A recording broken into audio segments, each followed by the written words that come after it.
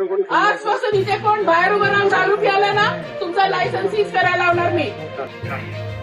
घाटकोपर पूर्व railway station बाहेर असलेला Blue Bell merchant wine shop बाहेर तळीरामांचा हैदोस.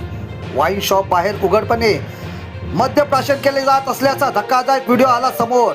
भाजपच्या नगरसेविका राखी जाधव यांनी वाईन शॉपच्या लोकांना दिला सज्जड दम. पहा हा व्हिडिओ आणि मांडा या व्हिडिओबद्दल तुमचे रोखठोक बेधडक मत. पाहत राहा अँटी क्राईम न्यूज. गुन्ह्यांचा पर्दाफाश. कोण आहे जबाबदार माणूस? आता शटर बंद करा आता.